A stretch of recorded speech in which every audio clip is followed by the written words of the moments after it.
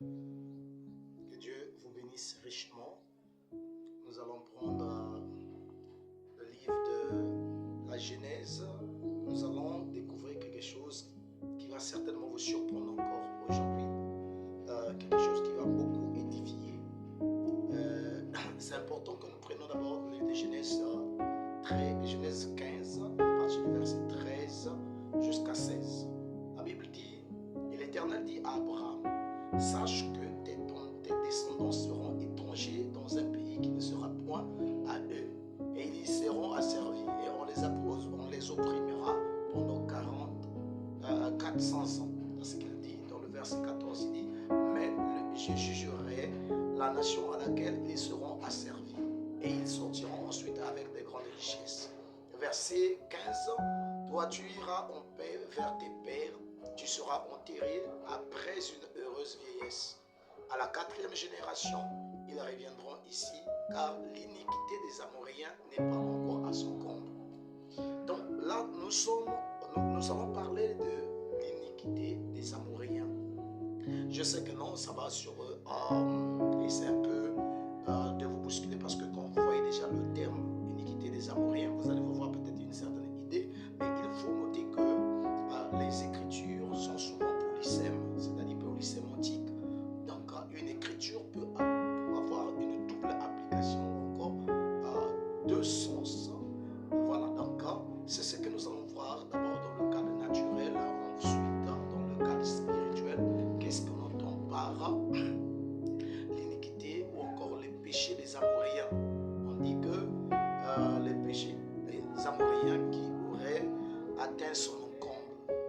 Maintenant, remarquez ceci avec moi, c'est que les Amoréens d'abord, c'est un peuple sémite, donc des habitants pré-israélites du pays de Canaan. Donc avant que Israël occupe Canaan, il y avait d'abord plusieurs peuples qui étaient tout autour, et ces peuples étaient les descendants de Cam. D'après l'histoire, ils seraient des descendants de Cam. Maintenant, actuellement, il y a eu un moment qu'on essaie de les identifier à la Syrie ancienne, Donc, mais si vous voyez bien que ce peuple était un peuple qui était maudit.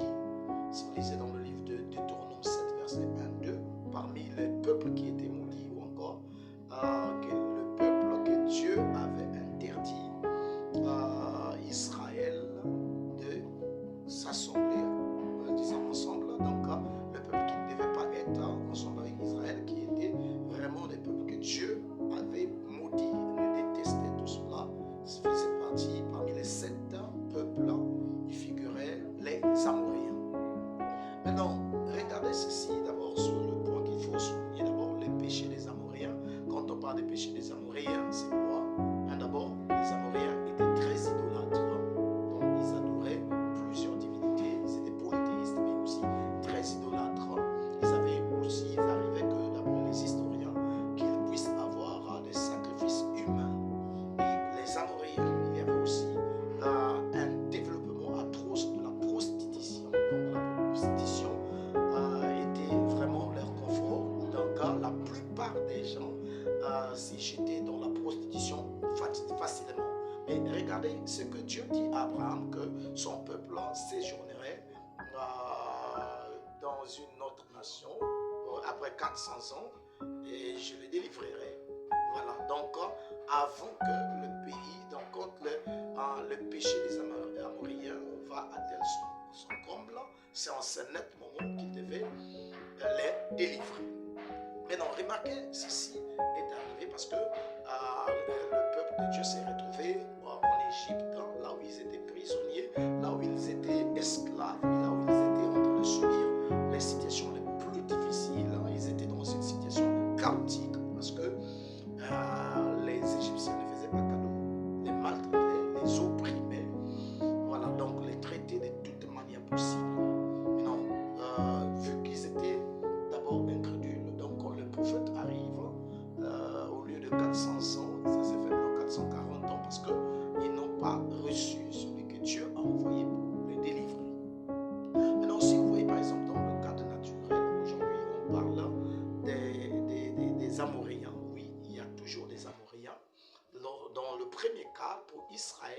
se déplacer de l'Égypte vers la terre promise parce que les péchés des Amoréens avaient déjà atteint son comble, donc il fallait qu'ils se déplacent. Dans le cas de là, ce premier exode, quand ça s'est passé, oui, réellement, oui, le péché avait atteint son comble. Mais sauf que nous avons aussi un Israël spirituel, nous avons aussi, comment on appelle, les Amoréens spirituels, qui sont les gens de ce monde, puisque quand les Amoréens se sont éparpillés à travers le monde, ils sont aussi un peu partout, mais dans le cadre spirituel, il y a des gens qui sont encore considérés devant Dieu comme les Amoréens. Maintenant, dans le cadre spirituel, c'est pire même que dans le cadre physique. Vous allez noter avec moi que aujourd'hui, les péchés des Amoréens atteignent aussi son comble. Donc, il faudrait que le peuple de Dieu rentre dans le cadre spirituel, rentre dans le corps spirituel, dans le corps mystique de Jésus-Christ et soit enlevé parce que cela doit arriver. Quels sont les péchés des Amoréens? Nous savons qu'autrefois nous avons dit que non, il y avait l'idolâtrie, les sacrifices humains, la prostitution et tout consort. Mais ici, aujourd'hui, dans le cadre spirituel, les Amoréens ont atteint un niveau supérieur à de l'iniquité que l'on n'a jamais rencontré depuis que le monde est monde. Je vais vous citer quelques malédictions qui vraiment poussera Dieu à détruire ce monde, à détruire les Amoréens, à prendre ses enfants qu'ils doivent déjà quitter cette Égypte spirituelle, parce que c'est quoi? Il y a certaines choses qui sont en train de se passer. Remarquez ceci d'abord. Quelles sont des choses maudites que nous remarquons aujourd'hui qui sont en train de secouer la colère de Dieu avec les Amoréens spirituels? Nous avons les homosexuels. Donc un homme qui transforme un autre homme en femme. Ou encore une femme qui transforme une autre femme en mari.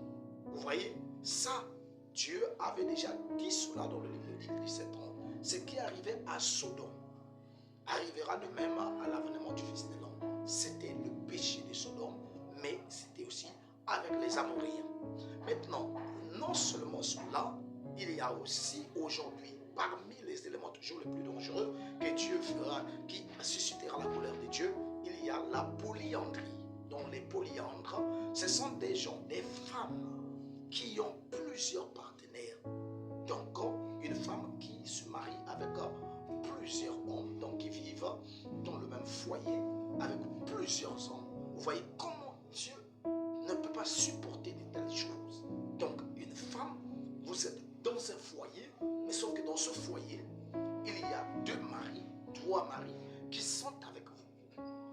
Donc des choses abominables, des choses vraiment dégoûtantes qu'un être humain, donc les malades, ils sont malades, un être humain dans tout ce sens ne peut jamais accepter ces genres de choses.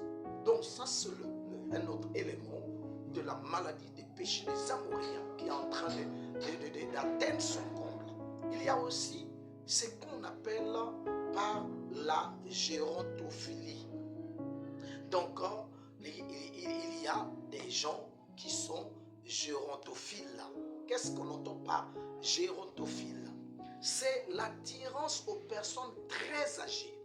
Donc vous voyez un être humain qui a tout son sens, mais qui préfère avoir des relations sexuelles, qui préfère avoir de l'intimité avec une personne très âgée. Je prends l'exemple. Un homme qui a 18 ans, 20 ans, 25 ans, mais qui préfère une femme de 60 ans, 70 ans, 80 ans. Donc, vous voyez quelle malédiction. Ils n'ont pas, donc leur tête là, ils sont malades. Voilà pourquoi je dis que non, les Occidentaux sont malades. Ils ont perdu la tête. Ces genres de problèmes suscitent, ce sont des péchés des Amoréens. Voilà pourquoi on dit que non, nous ne sommes pas civilisés. Les Africains ne sont pas civilisés. Non, vous êtes malades. Vous êtes malades. Une personne dans tous ces sens.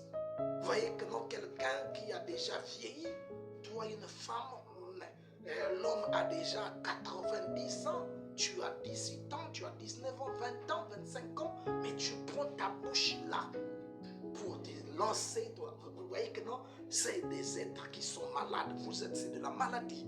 Un homme convenable, un homme qui a tout son sens ne pourrait jamais faire ce genre de choses.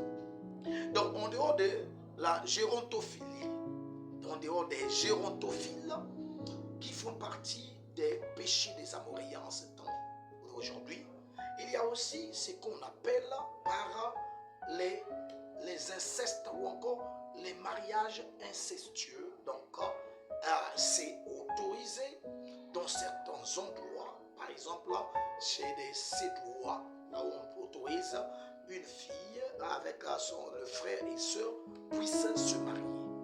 Déjà, même un animal, il y a certains animaux qui ne permettent pas, donc les gens, les mêmes descendants, les descendants d'un même animal de s'accoupler. Il y a certains animaux qui ne permettent pas cela, mais l'être humain est tombé si bas à tel point que il ose, il se permet, il a l'audace de le faire. Ce n'est pas convenable, ce n'est pas sérieux, ce n'est pas vraiment humain. Vous voyez, ça c'est le mariage incestueux. En dehors de cela, il y a le travestisme.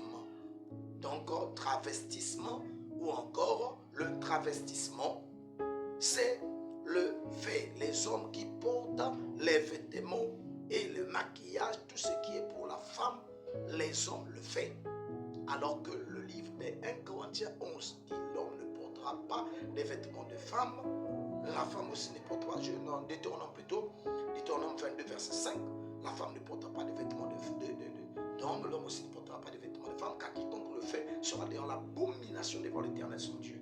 Donc voilà une grande abomination. Donc tu vois que non, tu es un homme, mais qui a le courage de te maquiller, de mettre des jupes, de mettre ceci, cela.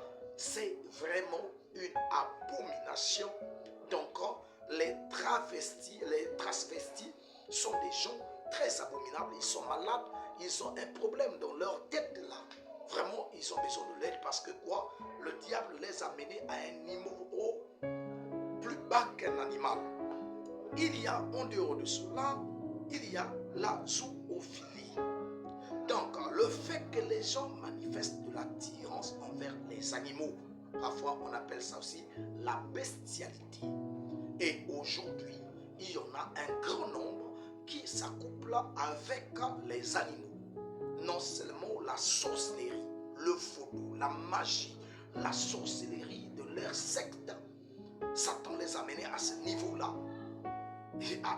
Mais ils sont aussi malades au possible. Que Dieu nous aide. En dehors de cela, il y a aussi ce qu'on appelle par la transidentité. Donc, les transgenres. Donc, les gens, les personnes dont l'identité sexuelle est différente du genre assigné à la naissance. Donc, c'est-à-dire, ils ne veulent plus accepter leur identité. Ils ne veulent plus accepter que je suis une femme. Non. Ils ne veulent plus accepter qu'ils soient un homme. Ils ont refusé leur identité. Vous voyez? Donc, ils disent que non, nous ne sommes pas les gens qui ont des sexes, tout cela. Nous ne sommes pas de tout cela. Vous voyez comment l'être humain, même ton propre sexe, va t'accuser parce que, vous voyez, tu vas dire des choses alors que ton corps dit que non, tu as quelque chose d'autre. Donc, vous voyez que non, ce sont les péchés aujourd'hui qui vont faire de sorte que Dieu puisse détruire, vu que le monde est mûr pour être détruit en voyant tout ce que les Amoréens ont fait autrefois, et ça s'est doublé aujourd'hui. Il faudrait que les enfants de Dieu quittent déjà la terre, rentrent dans le corps de Christ afin de partir dans l'enlèvement, parce que il faudrait que la colère de Dieu puisse se manifester avec toutes ces bêtises que nous voyons, l'homosexualité, même les églises qui acceptent cela. Nous voyons la polyandrie, nous voyons les gérontophilie, nous voyons le mariage incestueux, le travestissement, nous voyons le zoophilie, la bestialité, la transidentité, toutes ces choses-là. Ils sont des gens malades. Il faudrait que tout est mûr pour que Dieu détruise cette terre. frères et sœurs, il n'est pas encore trop tard pour toi de changer de direction.